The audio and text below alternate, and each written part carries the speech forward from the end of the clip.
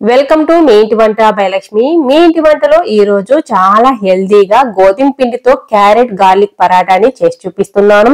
ఇవి చాలా పొరలుగా సాఫ్ట్ గా టేస్టీగా ఉంటాయి.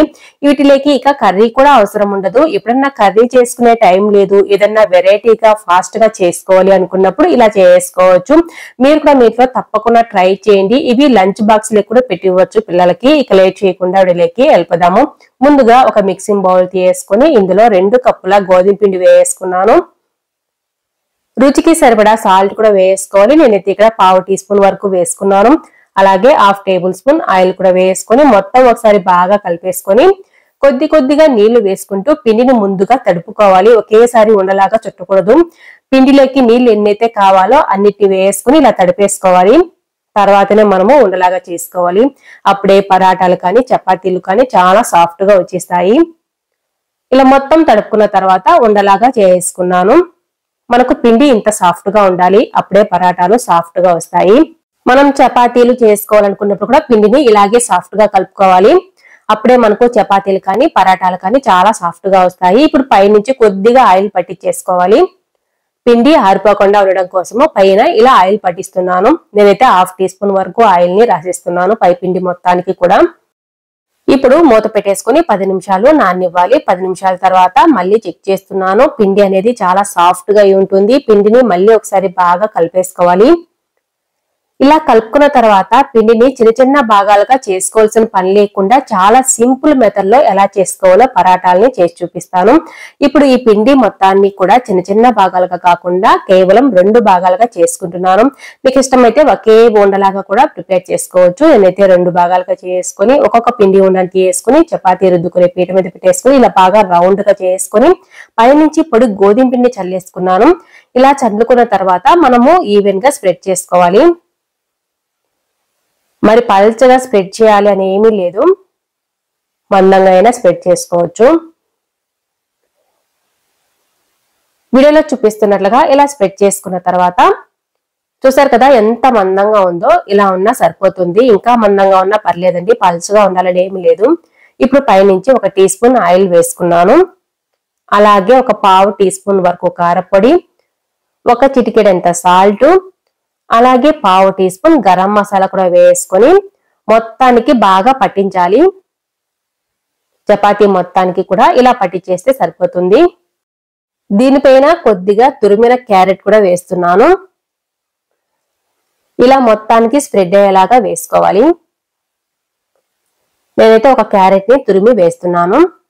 అలాగే కొద్దిగా కచ్చాపచ్చాగా దంచుకున్న వెల్లుల్లి రెబ్బలండి, పొట్టు తీసేసి దంచుకోవాలి. ఇలా దంచుకున్న వాటిని ఇలా వేసుకొని పైనుంచి కొద్దిగా కొత్తిమీర కూడా వేసుకొని పైనుంచి కలౌంజీ సీడ్స్ వేస్తున్నాను. మీరు నువ్వులైనా వేసుకోవచ్చు, మీకు ఏవి ఇష్టమైతే వేసుకోవచ్చు. నేను దగ్గర కలౌంజీ సీడ్స్ వేసుకున్నాను. అన్ని కూడా ఆరోగ్యానికి చాలా మంచిది. అలాగే పైనుంచి ఇలా మడత పెట్టుకోవాలి. అలాగే కింద వైపు నుంచి కూడా ఒక మడత పెట్టుకోవాలి. అప్పుడే మనకు షేప్ అనేది కరెక్ట్ గా వస్తుంది. మళ్ళీ ఇంకొక మడతను ఇలా పెట్టేసుకోవాలి. మనకు మొత్తం మీద 4 మడతలు వచ్చేస్తాయి. ఒకేసారి కూడా మడతలు పెట్టేసుకున్నట్లు ఉంటుంది. దీని మొత్తాన్ని కూడా ఎన్ని భాగాలుగా చేసుకోవాలనేది అందాజుగా వేలు సాయంతో ఇలా ప్రెస్ చేసుకున్నాను. తర్వాత చాకు సాయంతో కట్ చేసుకుంటున్నాను. నేనైతే వీటిని 4 పరాటాలుగా చేస్తున్నాను. 4 పరాటాలకు ఒకేసారి మడత పెట్టేసి చేసుకున్నట్లు ఉంటుంది. చాలా తక్కువ టైంలో ప్రిపేర్ చేసుకోవచ్చు. మళ్ళీ ఒక్కొక్క దాన్ని తీసుకుని పైనుంచి పొడి గోధుమ పిండి చల్లేసుకొని వీడియోలో చూపిస్తున్నట్లుగా ఇలా స్ప్రెడ్ చేసుకోవాలి. మరి గట్టిగా అదిమినట్లు కాకుండా పైనే ఇలా స్ప్రెడ్ చేసుకోవాలి. మరి ఎక్కువ పల్చగా చేయకూడదు, అలానే మరి మందంగా ఉండాల్సిన పని లేదు. పైనుంచి కూడా కొద్దిగా వెల్లుల్లి రెబ్బలు దంచుకున్నాం కదా, వాటిని కూడా వేసుకొని కొద్దిగా కలౌంజీ సీడ్స్ అలాగే కొత్తిమీర కూడా వేసుకొని చేత్తో ఇలా ప్రెస్ చేస్తున్నట్లు ప్రెస్ చేసుకొని ఇలా స్ప్రెడ్ చేసుకోవాలి. ఇవి బయటికి రాకుండా పిడిలోకి వెళ్ళిపోతాయి. చూడటానికి చాలా బాగుంటుంది, టేస్ట్ కూడా చాలా బాగుంటాయండి తినేటప్పుడు. తప్పకుండా ట్రై చేయండి. ఒక్కసారి ట్రై చేసిన తర్వాత మీకు ఎలా వచ్చిందో కామెంట్ రూపంలో చెప్పడం మాత్రం అసలు మర్చిపోకండి. ఇక మనకు కర్రీ కూడా అవసరం లేదు. చూసారు కదా, ఇలా చేసుకున్న దాన్ని స్టవ్ మీద ఒక పెనం పెట్టుకున్నాను. పెనం వేడైన తర్వాత దానిపైన వేసుకోవాలి. ముందుగా ఆయిల్ కానీ ఏమీ వేసుకోవాల్సిన పని లేదు. ఒకవైపు కాల్చుకున్న తర్వాత మరోవైపు తిప్పేసుకొని పైనుంచి కొద్దిగా ఆయిల్ వేసుకున్నాను. ఆయిల్ మరి ఎక్కువ వేసుకోవాలని ఏమీ లేదు. మరోవైపు కూడా ఇలా తిప్పేసుకొని పైనుంచి కొద్దిగా ఆయిల్ వేసుకోవాలి. ఇలాగే స్టవ్ ని మీడియం టు హై ఫ్లేమ్ కి అడ్జస్ట్ చేసుకుంటూ ఈ పరాటాని కాల్చేసుకోవాలి. ఒకేసారి హై ఫ్లేమ్ లో పెట్టకూడదు. మీడియం టు హై ఫ్లేమ్ కి అడ్జస్ట్ చేసుకుంటూ వీటిని కాల్చేసుకోవాలి. అప్పుడే లోపల వరకు చాలా బాగా ఉడికిపోతుంది. చూసారు కదా, రెండు వైపులా ఇలాగే తిప్పుకుంటూ మంచి కలర్ లేకి వచ్చేంత వరకు ఇలాగే కాల్చేసుకోవాలి.